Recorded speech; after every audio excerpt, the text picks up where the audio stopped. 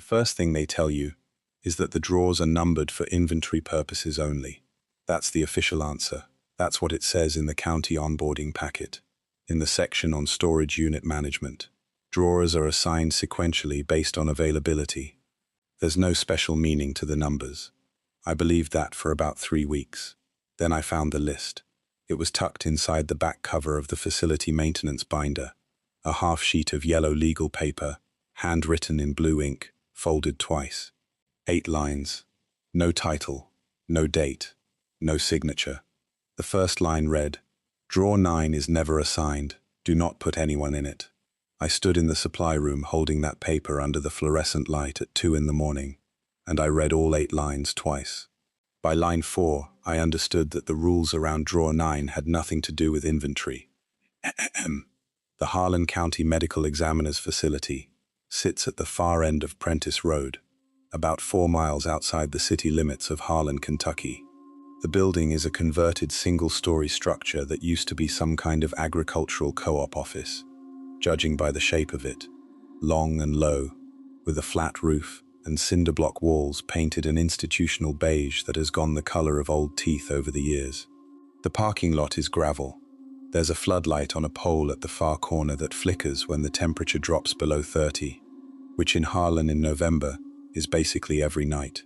I took the overnight attendant position in late October. I'd been working hospital transport in Lexington for 2 years before that, but the company lost a contract and I lost my job in the same week, and a cousin of mine who works for the county mentioned the opening. The pay wasn't much better than what I'd had, but it included benefits, and I didn't have a lot of options lined up. The job title is Overnight Facilities Attendant, which sounds more interesting than it is. Mostly you're doing intake documentation if a body comes in after hours, running temperature checks on the storage units every 2 hours, keeping the log current, and calling the on-call examiner if anything unusual comes through. The building closes to regular staff at 6 p.m. By the time I arrive at 10, it's just me. My supervisor for orientation was a man named Dennis Cahill.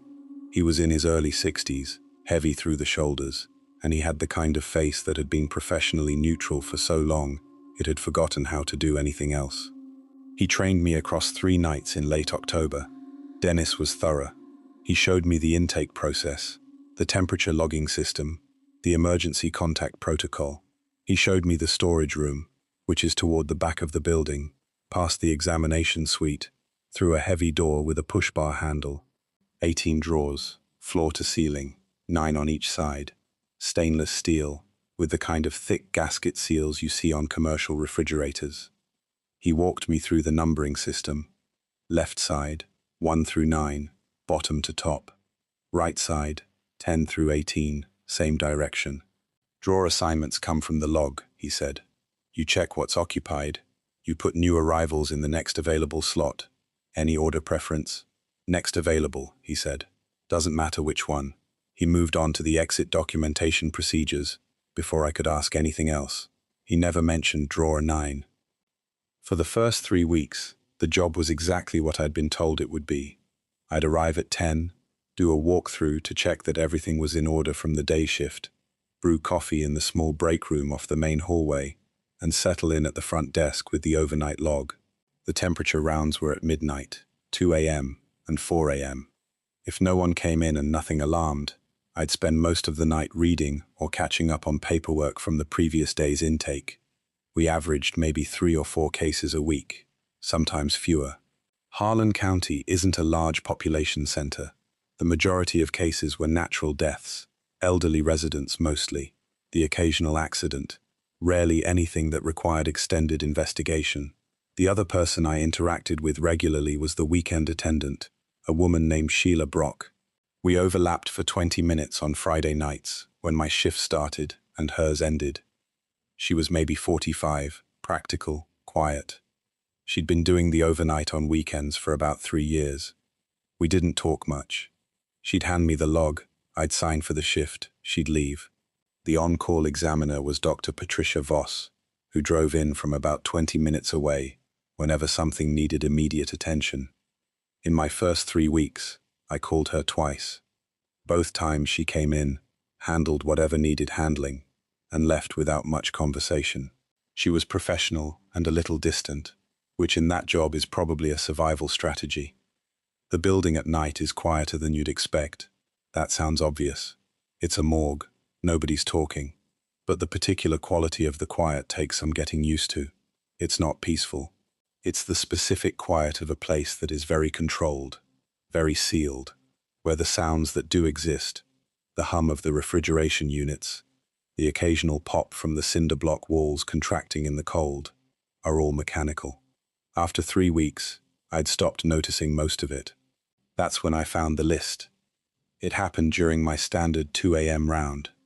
The temperature check system required me to go to each unit, verify the display, and log the reading on the clipboard hanging by the storage room door.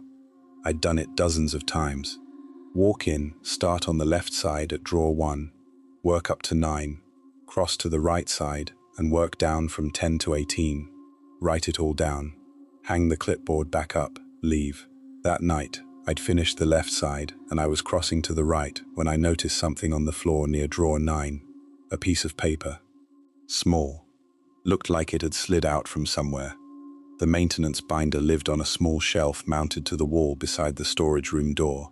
It was a thick 3-ring binder, burgundy-colored, stuffed with equipment spec sheets and service records. I'd looked through parts of it during my first week. It had one of those accordion pockets inside the back cover, and the paper had apparently come loose from there. I picked it up. Folded twice. Yellow legal paper, blue ink. I unfolded it. 8 lines. Handwritten. No header. Drawer 9 is never assigned. Do not put anyone in it. If the card appears, do not remove it. Do not leave the storage room door open when 9 is occupied. Temperature readings for Unit 9 are logged separately. Use the red clipboard. Do not enter the storage room alone between 3 and 4 a.m. during an active period. An active period begins when the card appears and ends when it is gone. If you hear counting, leave the room immediately. Do not, under any circumstances, open drawer 9 from the outside during an active period. I read it twice. Then I stood there in the storage room, holding the paper, and I looked at drawer 9. It looked identical to the others. Stainless steel face, same gasket seal, same handlebar, same small slot above the handle where the ID card goes when a drawer is occupied. The slot was empty. The temperature display on the unit read 38.2 degrees, same as the others on that side. I checked the red clipboard. There was no red clipboard. Not on the shelf, not in the room. I'd never seen a red clipboard in the building. I put the yellow paper back in the accordion pocket of the maintenance binder. I finished my temperature round. I went back to the front desk, and I sat there for a while. I thought about calling Dennis. It was 2 in the morning. I decided to wait. I thought about whether this was some kind of prank left by a previous attendant. That was possible. People who work night shifts in odd places develop odd senses of humor. But the handwriting on the list was careful, deliberate. It didn't read like a joke. I wrote myself a note to ask Dennis about it in the morning, and I moved on. I didn't sleep well when I got home. I talked to Dennis 2 days later. I'd photographed the list on my phone, and I pulled the photo up when I met him at the building for a supply check. Found this in the maintenance binder, I said. In the back pocket. He looked at the screen. His face did its professional neutral thing and stayed there. Where'd you find this? He asked, handing the phone back. Accordion pocket, inside the back cover. It fell out during my 2 a.m. round. He nodded slowly. Is this a joke somebody left? A previous employee? No, he said. Then what is it? He picked up the supply manifest he'd brought and looked at it, even though I didn't think he was actually reading it. There are some procedural specifics for that unit that aren't in the standard county documentation, he said. They've been passed down between attendants informally. Why informally? Why isn't it in the actual onboarding materials? Because it's hard to explain. He said it matter-of-factly. Not defensive, just accurate. Try, I said. He set the manifest down and looked at me. Drawer 9 has some history to it. The unit itself, the physical unit, is older than the rest of the installation. When the county renovated this facility in 2003, they built around it. It was already here, and certain things about it were already established. He paused. The list is accurate. The procedures described work. I recommend following them. What's an active period? You'll know it when it happens. Dennis. What is in drawer 9? He looked at me for a moment. Nothing, right now. But sometimes something is. Sometimes, yes. He picked up the manifest again. When the card appears in the ID slot, that's the beginning. Follow the list. That's all I can tell you that's actually useful. He moved on to the supply check and didn't bring it up again. I drove home that morning trying to figure out what he wasn't saying. For the next 10 days, nothing happened. I started paying closer attention to drawer 9 during my rounds. I don't know what I was watching for. The card, I guess. Whatever the card was, it wasn't a standard county ID card, because there was no body assigned to the drawer, so a standard card wouldn't make sense. I checked the ID slot every time I went in. Empty. The unit temperature was unremarkable. 37 to 39 degrees, consistent with the others on that side. I found myself reading the list again. I'd moved it from the accordion pocket to my own notebook for safekeeping, not sure why. The line about counting was the one that stayed with me most. If you hear counting, leave the room immediately. I turned that over a dozen times and I still didn't have a grip on what it meant. Counting what? Numbers? Someone counting in the room? A sound that resembled counting? The line about not entering between 3 and 4 a.m. during an active period was almost as strange. That was a specific hour, not a general warning about nighttime. 3 to 4 a.m., specifically. I checked something after that. I went back through the temperature logs from the previous year. They were kept in a 3-hole binder in the supply room, and I checked whether anything about the drawer 9 readings stood out. There were gaps, not in every log, but scattered across the year, maybe a dozen entries where the drawer 9 line had been left blank. Every other drawer logged, drawer 9 just absent. Some of those blank lines had a small pencil mark in the margin, not a letter, just a dash. Like someone had been in the room, seen something, and decided not to write it down. Sheila was the one who first said something useful. It was a Friday night, mid-November. She was doing her handoff, pulling on her coat. I'd been debating whether to bring it up. I decided to go ahead. Can I ask you something about the storage room? She paused with one arm in her coat. About 9. Not a question. Yeah. She finished putting the coat on. She didn't look alarmed. She looked more like someone who'd been expecting this conversation for a while, and was mildly relieved it was finally happening. What do you want to know? She said. Has it ever gone active while you were here? Once, about 8 months ago. What happened? The card was in the slot when I came in Friday night. I'd been told what to do if that happened. I followed the list. You have the list too. Dennis gave it to me in year 1. She pulled her keys out. What do you actually want to know? Something already happened, or you're just curious? Just curious so far, but I want to understand what I'm dealing with. She thought about that. The card showed up on a Tuesday 2 years before I started, she said. The overnight attendant at the time, a guy named Robert, he didn't know about the list. Nobody had told him. He heard something during his 3 a.m. round, and he opened the drawer, and he doesn't work here anymore. He doesn't really talk about it. I heard from Dennis that he went out on medical leave and never came back. She paused. I don't know what he saw. I don't think anyone does. I let that sit for a second. What does the card look like? I asked. You'll know it when you see it, she said. That was almost exactly what Dennis had said, word for word. She left. I locked up behind her and stood in the empty hallway for a minute. The card appeared 11 days later. I came in on a Wednesday at 10 p.m., did my walkthrough. Storage room last, as usual. I pushed through the heavy door and reached for the light switch. Before my hand found it, I could tell something was different. The room was colder than it should have been. Not dramatically, not movie cold, not breath-visible cold. Just a degree or two lower than the anteroom. Enough that the change registered immediately. I flipped the light. The fluorescence hummed and settled. I looked at drawer 9. There was something in the ID slot, not a county intake card. Those are white, standard index card size. printed with the case number and the decedent's last name. What was in drawer 9's slot was smaller and darker, thicker paper, the color of old cream. I walked over and looked at it without touching it. It was handwritten, pencil, not pen. 2 words, in a script that was careful and old-fashioned.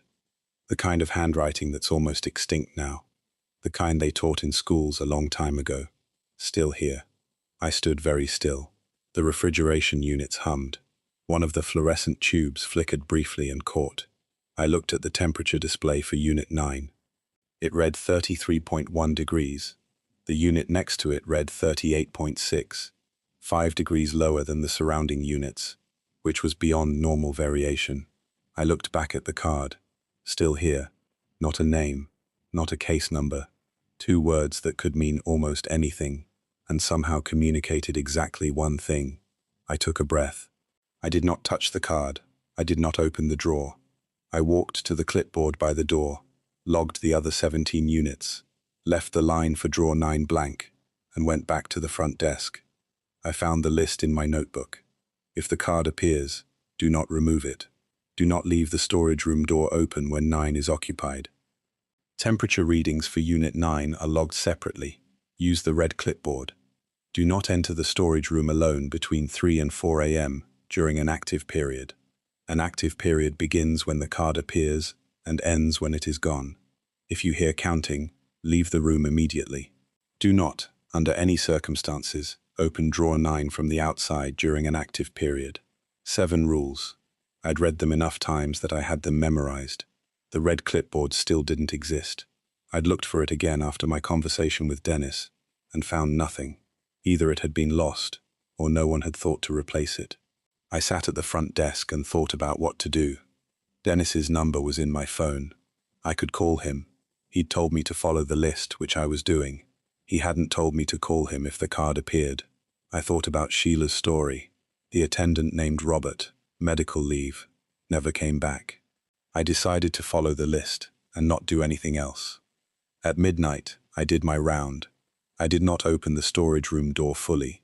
I propped it 6 inches with my foot, leaned in, read the displays on all the units I could see from the door, and logged what I could. Drawer 9's display read 32.8. I noted the time and logged the other temperatures and went back to the desk. At 2 a.m., I repeated the process. The display for drawer 9 read 31.4. That was below the safe storage threshold for the unit. A temperature that low, for most of the drawers, would have triggered the alarm system. No alarm sounded. I stared at the display from the doorway for a long time. 31.4 degrees. The unit next to it read 38.3. I wrote it in my notebook, because there was no red clipboard. I did not enter the room. At 3 a.m., I stood in the hallway outside the storage room door and did not go in. I'd set an alarm on my phone for 3 a.m. as a reminder. I stood in the hallway for the full hour. I don't know exactly what I was listening for. At 3:22 a.m., I heard something. It was faint. It was coming from the storage room. I stood very still and listened. It took me a moment to understand what I was hearing. Numbers. Low, regular, and rhythmic. Spoken slowly, each one spaced about 2 seconds apart. I couldn't hear the actual words clearly through the door, but the cadence was unmistakable. Someone inside the storage room was counting. I went back to the front desk, and I sat there until 4. At 4 a.m. I went back to the storage room. I pushed the door open all the way and stood in the entrance. The room was quiet. The refrigeration units hummed. The fluorescents were steady. I scanned the room. Nothing visible had changed. I walked to drawer 9 and looked at the temperature display. 38.7 degrees. Back to normal range. Back to exactly where it should be. The card was still in the slot. Still here. I checked the gasket seal along the edge of the drawer face. Solid. Latched. I put my hand on the face of the unit, not the handle, just the flat surface of the drawer face. The metal was warm. Not room temperature warm. The units typically run cold on the outside as well as inside, the residual chill coming through the insulation. This was body temperature warm, like pressing your hand against someone's forearm. I pulled my hand back. I stood there for a moment. Then I finished my round, logged the temperatures, and went back to the desk. I did not sleep much when I got home. I called Dennis the next morning. I didn't give him time to do his professional neutral thing. It went active last night, I said. The card was in the slot when I arrived. The unit temperature dropped to 31.4 by 2 a.m., and then went back to normal by 4, and at 3:20 I heard counting through the door. Silence on his end. You followed the list, he said finally. Everything on it. I didn't enter between 3 and 4. I didn't open the drawer. I didn't touch the card. Good, Dennis. I need more than the list. What do you want to know? Everything you know about what is in that drawer. He was quiet for a long time. Long enough that I thought he might just end the call. Meet me at the Dairy Cheer on Route 119 tonight, he said. 6 o'clock. Before your shift. He was already there when I arrived. A corner booth. Coffee, no food. He looked like he'd been thinking about what to say since I called. I sat down. The unit has been in that room since at least 1974, he said. That's the earliest documentation I've found. It's possible it was there before that. The facility changed purposes a couple of times, and the record keeping wasn't always consistent. What was the facility before 2003? Before the county took it over? It was a private operation. Family run. He turned his coffee cup slightly. Dalton and Sons. They did funeral services, embalming, that kind of thing, for about 30 years. Before that, the building was a different kind of medical office. I've never been able to track down the full history. What happened to the Dalton family? The father, Leonard Dalton, died in 1997. The sons tried to keep it going for a few years, and eventually sold to the county. One of them, the older one, still lives in the area, retired. Have you talked to him? Once. He looked at the window. He confirmed the unit was there when they took over. He said his father, Leonard, considered it a part of the building. He maintained it, kept it in working order. He had rules for it. I thought about the list. Are those Leonard Dalton's rules? The list you found was written by the attendant who was here when the county first took over, but he said he got the rules from Leonard Dalton directly, when he was learning the building. He paused. I think the rules are older than Leonard. I think he inherited them the same way we did. From who? I don't know. I sat with that. What is actually in the drawer? I asked again. He looked at me. I don't know exactly, he said. And that's not me being evasive. I genuinely don't know what it is. I know that the unit behaves the way the list describes. I know the counting happens. I know what happened to Robert. He wrapped both hands around his coffee cup. I've worked with this building for 14 years. I've never opened the drawer during an active period. I've never heard counting in the room with me, because I've always left before 3. But you've heard it through the door. Yes. What does it sound like? He thought about it. Patient, he said. It sounds patient. I went back through what I could find on the building that night. County property records were available online. The facility had been county-owned since 2003, when they purchased it from Dalton and Sons for use as a satellite medical examiner's office. Before that, Dalton and Sons funeral services had operated at that address since 1971. Before that, the records got murkier.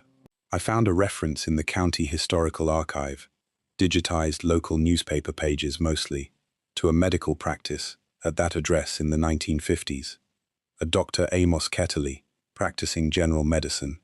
He'd apparently run a small clinic there for about 15 years, before the county absorbed the space for some administrative purpose I couldn't quite follow. The earliest reference I could find to the specific building at that address was from 1941. A brief item in a local paper about renovations to what was described as the old Reiner property, though who Reiner was, and what the property had been used for before 1941, I couldn't determine. So, the Daltons got it in 1971. Before that, a doctor's office. Before that, something called the Reiner property, going back to at least 1941. And the unit itself, Drawer 9's refrigeration unit, had been there since at least 1974, according to Dennis. Possibly much longer. The thing was, that unit looked like the others. Not obviously antique. But refrigeration technology from the early 1970s was different enough from modern units that I'd expected something more visually distinct. I went back to the storage room during my 4 a.m. round and looked at the unit more carefully. The faceplate of Unit 9 was slightly different from the adjacent units. The numbers on the temperature display used a different font. The hinge mechanism on the handlebar was a different design. Small differences, easy to miss in a room where you're not looking for them. And along the bottom edge of the unit, partially obscured by the floor tile that had been laid when the county renovated, there was a manufacturer's stamp. I had to crouch down and use my phone's flashlight to read it. The brand name had been partially covered. What remained was innermfg.co. I stared at that. Reiner, the Reiner property. The card stayed in the slot for 4 more days. Each night, the temperature in the unit dropped, starting around midnight, and bottomed out between 31 and 32 degrees, before climbing back to normal around 4 a.m. Each night at 3 a.m., I stood in the hallway outside the storage room door and listened. The counting always started around 3:10. On the third night, it was different. I'd been listening at the door for about 10 minutes. The counting was happening. Low, rhythmic, patient, the way Dennis had said. And then it stopped. 30 seconds of silence. Then one sound. Singular. A soft knock against the inside face of the drawer. One knock. I was leaning close to the door. My hand was flat against the surface. The knock was answered. Not from outside, not from me. From inside the room. Something knocked back from inside the room, on the drawer face, from the outside. One knock. I stepped back from the door. I stood in the hallway and tried to understand what I'd just heard. The list said not to enter between 3 and 4. It didn't say anything about this, about what happened if the sound inside the drawer was answered. I walked back to the front desk. I sat down. I did not go back to the storage room until my 4 a.m. round, and by then the temperature was normal and the room was quiet. But I kept thinking about that second knock. Whatever was inside the drawer had heard a knock from outside and knocked back, which meant something, or someone, had been in the storage room at 3 in the morning, in the room with me, on the other side of a door, or something that occupied the same space in a way I didn't have language for. On the 5th night of the active period, I came in at 10, and the card was gone. The ID slot was empty. The unit temperature read 38.4 degrees, normal. I stood in front of it for a moment. I put my hand against the face of the drawer. Cold. Just cold. The way metal is cold in a refrigerated room. The active period was over. I stood there and felt something I hadn't expected, which was loss. Which made no sense. I didn't want the thing in the drawer, whatever it was. I'd been following rules designed to keep me from interacting with it.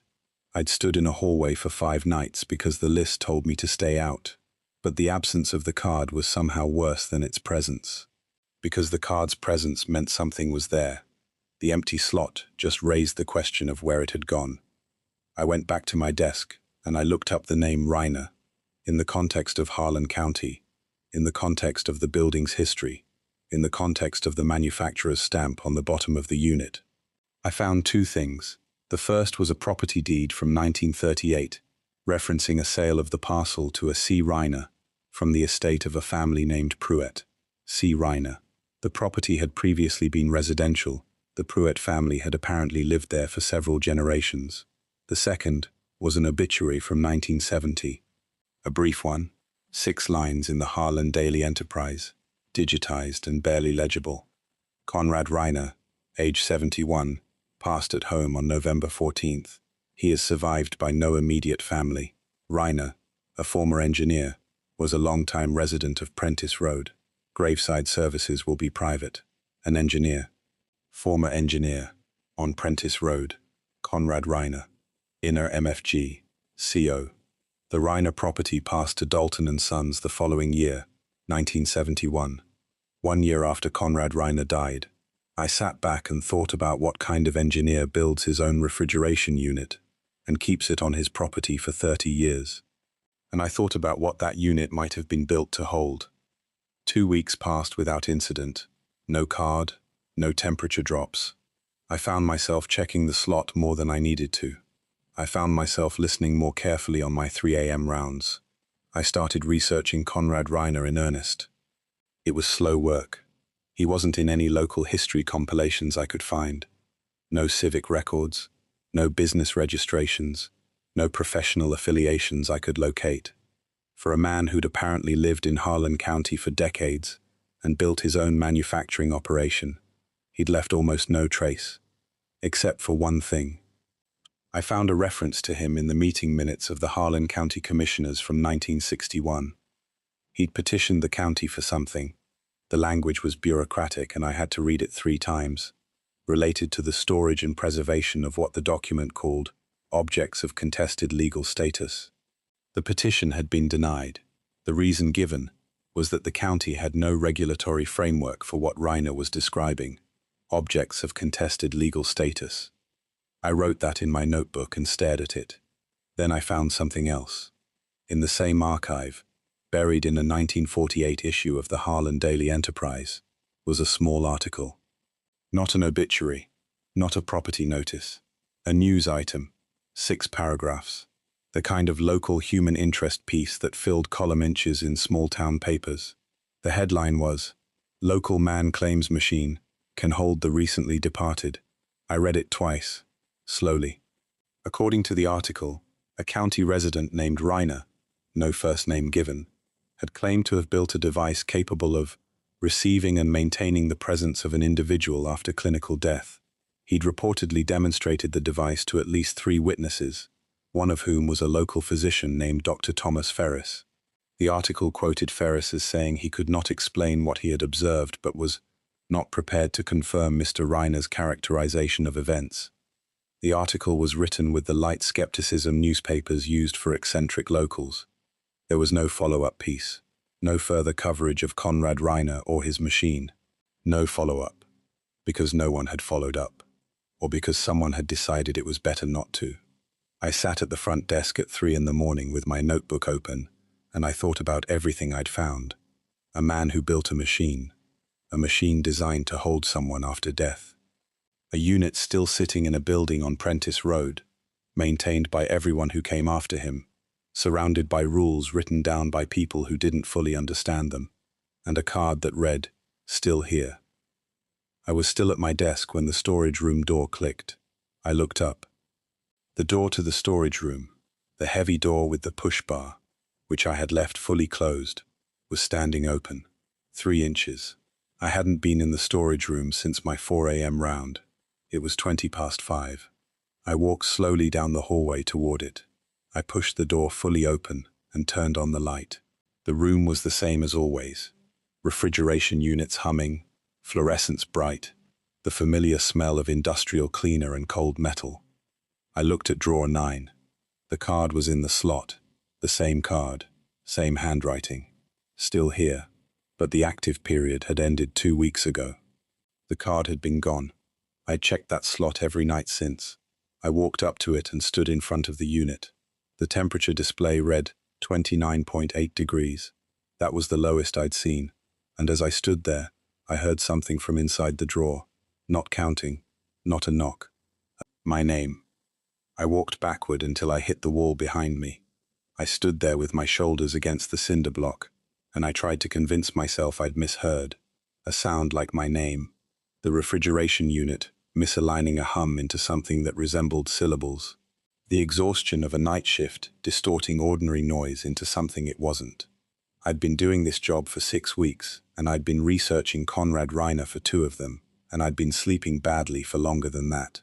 That was the list of rational explanations I assembled in about 4 seconds. None of them felt right. Because the sound hadn't been ambiguous. It hadn't been close to my name, in the way that whined through a vent can almost sound like a word if you're listening in the wrong state of mind. It had been my name, my actual name, said the way a person says a name when they want to make sure you're paying attention. I left the storage room. I left the door open, because I wasn't thinking clearly, and I was halfway down the hallway before I remembered the rule. Do not leave the storage room door open when 9 is occupied. I went back and pulled it shut. My hand was not steady on the push bar. I sat at the front desk until 6:30, when the day shift supervisor, a woman named Carla, came in to open up. She looked at me and said, "You look terrible," which was how she greeted most people most mornings. "Had a rough night. Anything in the log?" "Nothing official." She hung her coat and started the coffee. I sat there for a moment thinking. "Carla, has drawer 9 ever gone active during a day shift?" She stopped with the coffee filter in her hand. "Not since I've been here." She turned. "Why?" "The card's back." She set the filter down on the counter. She didn't say anything for a moment. "It just ended 2 weeks ago," she said. "I know. That's never happened before. Not that fast." "I know." She went back to the coffee without saying anything else. But she moved differently after that. Careful, like the floor might have changed overnight. I called Dennis before I'd even made it out of the parking lot. He listened without interrupting while I told him everything. The card being back, the temperature, and then the sound. When I got to my name, he was quiet long enough that I checked the phone. "You heard your name," he said. "Yes." "You're certain?" "Dennis, I'm certain." A long pause. "Go home and sleep," he said. "Call me this afternoon." "I need more than the list," I said. "You know I do." "I know." He paused again. "There's someone you need to talk to. Warren Dalton. Leonard's son. The older one. Still local. I'll call him today." "He grew up in that building. How much does he know?" "More than I do," he said, "and more than he usually tells people."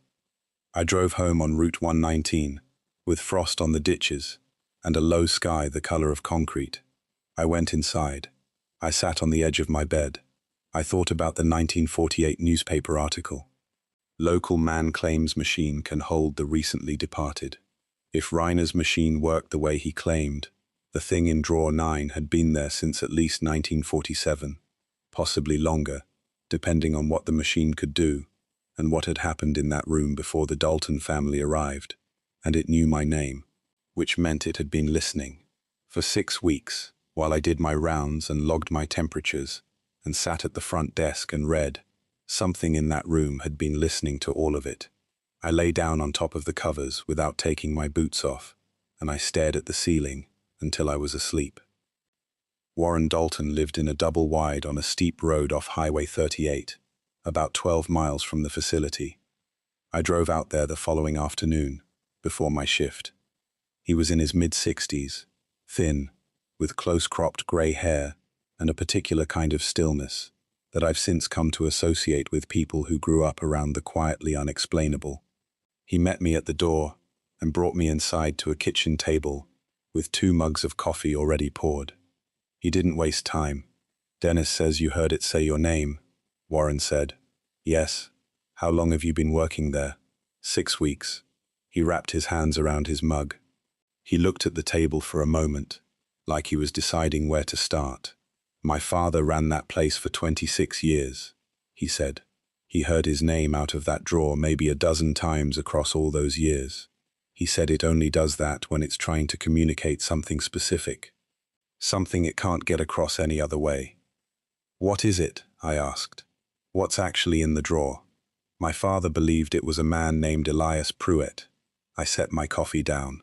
"Pruett, the family that had owned the property before Reiner bought it in 1938. Warren continued without waiting for me to respond.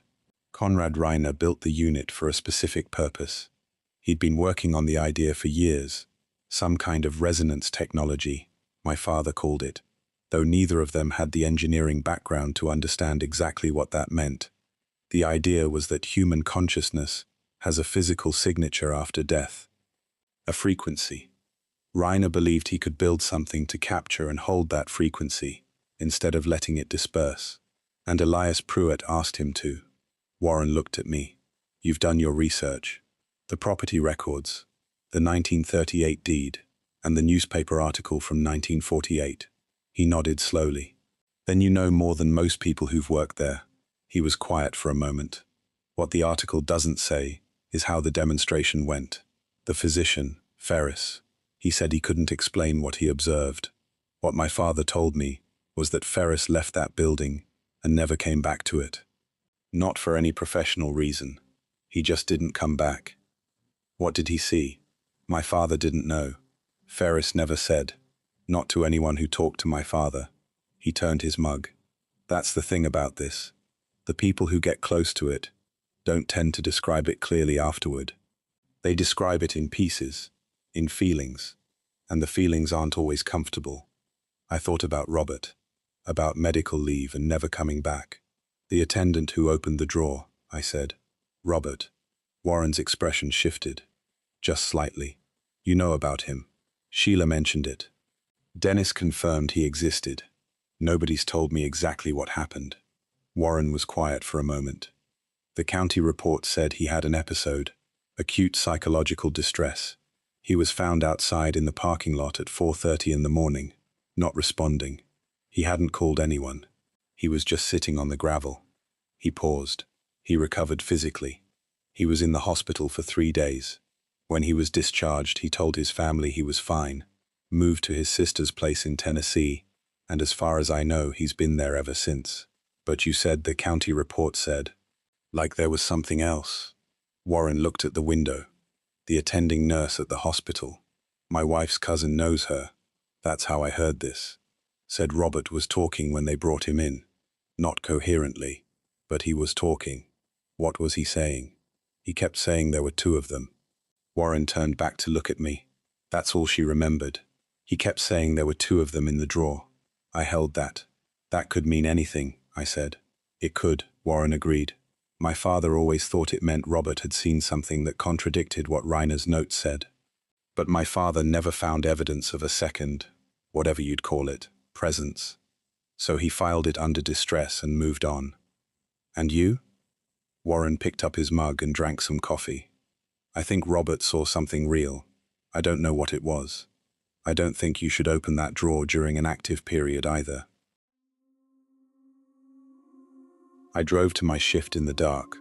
The temperature had dropped into the 20s, and there was a skim of ice on the gravel parking lot when I pulled in. The floodlight at the far corner of the lot was steady for once, which in November usually means something's about to burn out. I sat in my car for a few minutes before going inside. Elias Pruett had been in that drawer since 1947, if Reiner's account was accurate. If. That word was doing more work than it had when I first read the letter, because Warren Dalton had just introduced a detail that didn't fit the clean story of a man who asked to stay, and a machine built to hold him. 2 of them. I went inside and started my shift. For the first 3 hours, the night was ordinary. I logged the intake, did my midnight round, drank bad coffee from the machine by the break room. 2 occupied drawers besides 9, both standard cases, both documented. I checked 9's temperature at midnight. 34.1 degrees, and dropping. I sat at the front desk and read through everything I'd written in my notebook since the night I found the list. 6 weeks of notes, the temperature logs, the property history, the newspaper article, Warren Dalton's account, which I'd added that afternoon. I kept coming back to one thing. The list had 7 rules. All of them told you what not to do. Not one of them told you what to do, what to say, whether you were supposed to acknowledge what was in there at all. That absence had struck me before as an oversight. Now I thought it might be deliberate. Like whoever wrote the list had wanted to make the rules as minimal as possible. Give people just enough to stay safe and no more. Because the more you know, the more you're involved. I got up and went to the supply room. I found the red clipboard on the top shelf of the last cabinet, behind a stack of old supply order forms. A dull brick red, aluminum clip, rusted. A single sheet of paper attached. Not a temperature log. A letter. 3 paragraphs. Handwritten. On paper that had yellowed at the edges. The date at the top was November 1969. I read it standing there in the supply room under the fluorescent light. To whoever maintains this after me, the unit on the left wall, 9th position, operates according to its own principles which I have documented separately. The man inside is Elias Pruett, who died in February 1947. I built the unit to his specifications and have maintained it as promised. Elias is not dangerous. He has been patient and has honored every arrangement I made with him. He asks for very little. The rules I've established are for your protection, not from him, but from the consequences of careless interaction with something that operates outside familiar principles. Break the rules through carelessness, and the results may be disorienting. Break them deliberately, and I cannot predict what will happen, because I've never done it, and I don't intend to. There is one thing Elias has asked for that I have not been able to provide. He would like, once in a while, for someone to speak to him.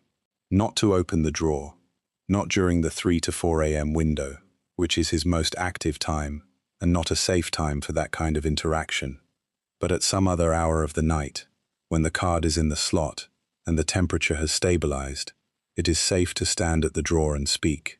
He can hear. He has always been able to hear. He has listened to this building for 30 years, and he knows everyone who has worked in it. He simply cannot often make himself understood in return. If you are willing to try, address him by name, speak slowly, and give him time. He has learned to knock, once for yes, twice for no. It took him 6 years to learn it, and I think he is proud of it. I am sorry I could not do more for him. He is a good man, and he has been alone a very long time. CR. I read it twice. Then I stood there in the quiet supply room and thought about the gap between what Reiner wrote and what Robert had said in the hospital. He is a good man. Reiner wrote that in 1969. He'd had the unit operational since 1947. 22 years of working with it, talking to it, maintaining it. Of course, he believed what he'd built was exactly what he'd intended it to be. But Reiner was an engineer. He'd built something to do a specific job. And the history of people building machines they don't fully understand is long and not always reassuring. What if the unit worked correctly, captured a frequency, held a presence? But Reiner had been wrong about the nature of that presence. Wrong about what a human consciousness becomes when it's held in a machine for decades. Wrong about whether the thing that called itself Elias Pruett in 1969 was still entirely the same thing that had gone into the unit in 1947. 2 of them. I put the red clipboard under my arm and went to the storage room. I carried a folding chair from against the wall and set it in front of drawer 9. It was 1:47 a.m. The temperature display read 32.6. The card said, "Still here." I sat down. I thought about being careful, about the difference between talking to someone and talking to something that might only resemble someone, about whether those 2 things could be distinguished by conversation alone, and whether Reiner had ever truly tried to distinguish them. I thought about Robert saying 2 of them, and a physician named Ferris who never came back to the building. "Elias," I said. The room hummed. 1 knock. I exhaled. "My name is—" "You know my name," I said. "You said it last night. I need to know why." The display flickered. The numbers shifted briefly to something else, before returning to 32.6. I leaned forward. The number had been 1881, not a year. I thought about it for a moment.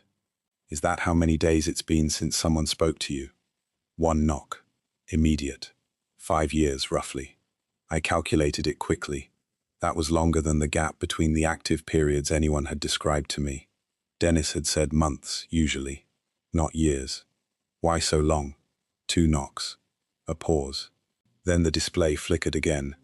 The number this time was different. It appeared for less than a second. I had to replay it in my head to be sure I'd read it correctly. The number was 12. I didn't know what that meant.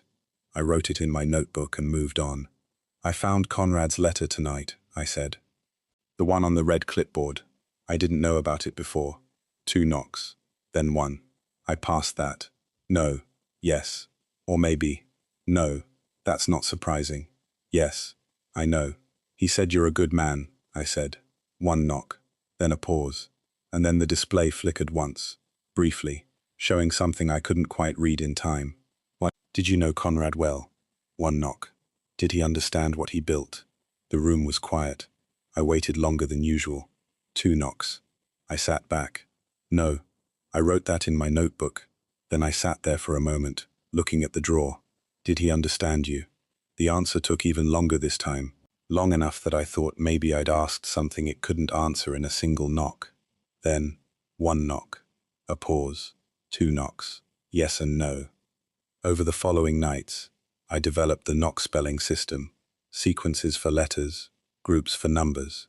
It was slow and required patience on both sides, but it worked. What I learned came in pieces. It took the full run of that active period and pieces of the next two before I felt like I had anything approaching a coherent picture. And I want to be careful about how I describe what I learned, because I'm aware that I was getting the information directly from the source, which means I was hearing what Elias, what the thing in the drawer, chose to tell me. And there's no way to verify most of it independently. That caveat matters. I'll come back to it. Elias Pruett had been a farmer and a carpenter. He'd lived on that land with his wife Clara until she died in 1931. After that, alone, until Reiner arrived. He'd been 81 when he died, not 66, which meant the 1881 wasn't a birth year. He'd been clear on his age, clear and quick to respond, as if he'd expected the question. He'd wanted to stay because the land was the only thing that had ever felt permanent to him. Clara was gone. His children had moved away and grown distant before he died. The land was what remained. Reiner had given him an alternative to leaving. He'd taken it. He'd been counting since 1947. Days, then weeks, then years, then back to days when the counting felt more manageable. He didn't explain the logic of that. When I asked, the response was, "It passes differently." I asked him, one night, about Robert. The temperature dropped 2 degrees in about 30 seconds. I noted it in my log. 2 knocks. He didn't want to talk about Robert. I tried rephrasing the question a different way, not asking what happened, just asking whether Robert had been harmed. A long pause. Then, 1 knock. 2 knocks. Yes and no. The same answer he'd given me about Reiner's understanding. I wrote it down and sat with it, because yes and no about harm isn't the same as no harm. And I'd been telling myself that the list existed to protect people from the consequences of careless interaction, not from Elias himself. I wasn't as sure of that distinction as I had been. Did Robert see something accurate? The temperature dropped another degree. I watched the display. 1 knock. Was there more than one presence in the drawer when Robert opened it?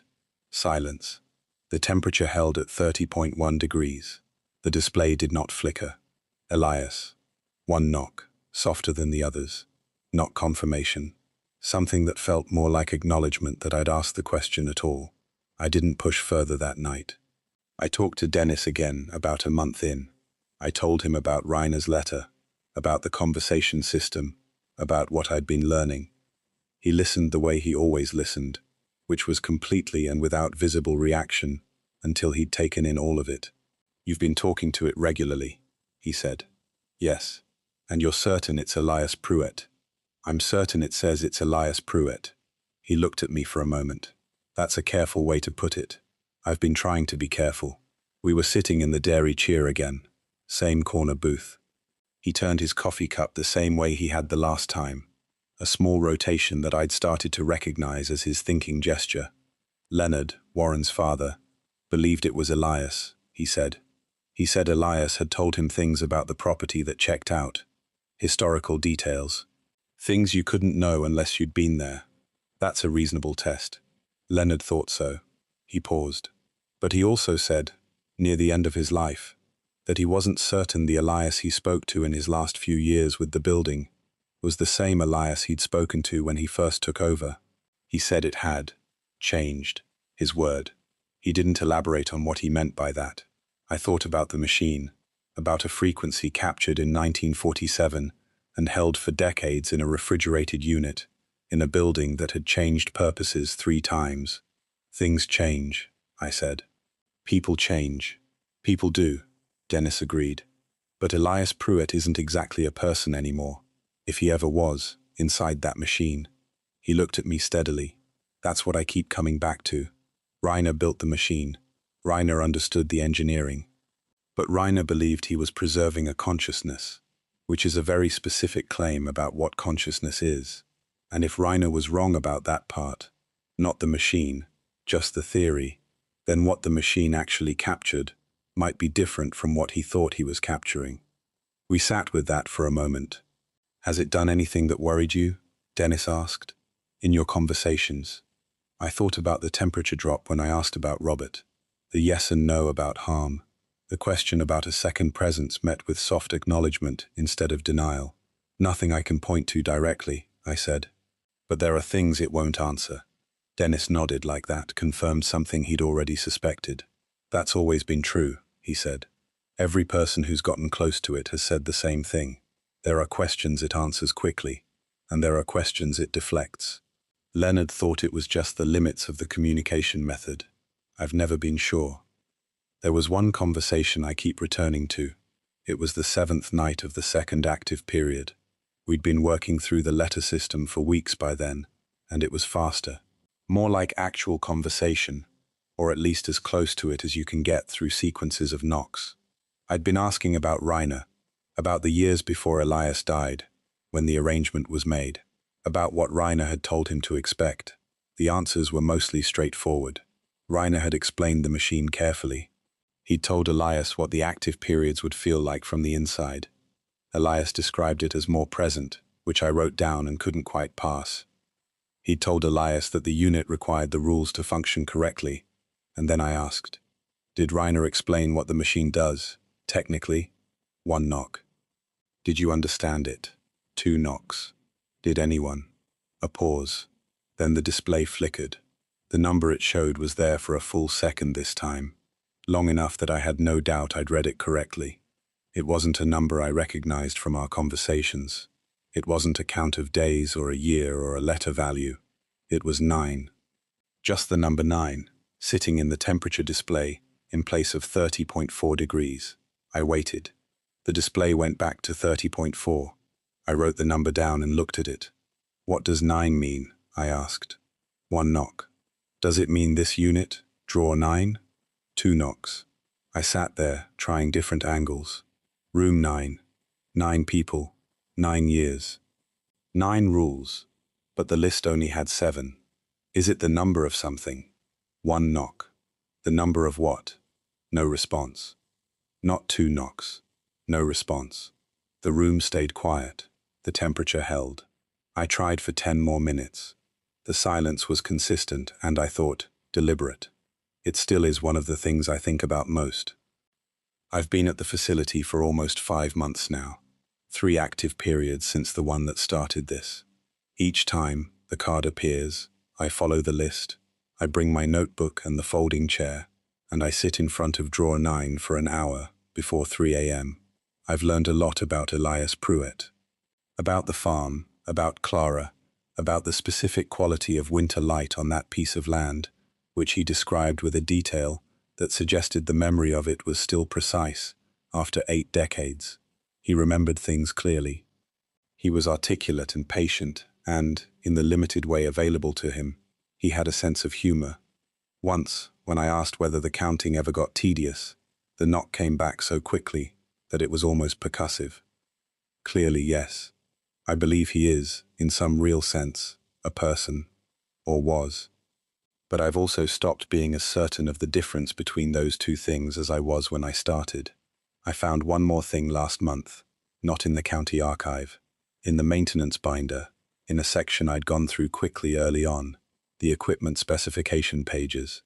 There was a sheet I'd dismissed as a generic spec form, but when I looked at it again more carefully, I realized the model number listed for the unit didn't match any commercial refrigeration product I could find.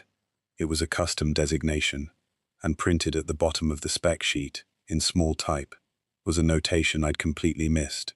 Unit capacity, primary containment, 1. Secondary observation register, passive. I read that 3 times. Primary containment, 1. That matched Reiner's account. 1 presence, Elias Pruett. Secondary observation register, passive. Not containment, not preservation, observation. I didn't know what that meant in the context of Reiner's machine. I still don't, not exactly.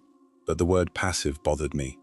Because passive observation, in the technical language of systems I've worked with in other contexts, means a function that records without interacting, a function that runs in the background without announcing itself, something that watches. I sat with that for a long time before I put the binder back. Last week I was doing my 2 a.m. round. The storage room had 1 occupant besides 9. Drawer 14. Documented case. Routine. 9 was in an active period. Day 3. The card in the slot. Temperature at 31.8 and stable. I sat in the folding chair. I'd been telling Elias about something minor, a problem with the heating in the break room, the maintenance request I'd filed. Ordinary conversation. The kind of thing you talk about when you're used to talking to someone, and you've run out of the bigger questions. And then, in the middle of it, the display flickered. Not with a number, with letters. I'd seen it do numbers before. This was the first time I'd seen letters in the display, and I leaned forward to make sure I was reading it right. 4 letters, there for maybe a second and a half.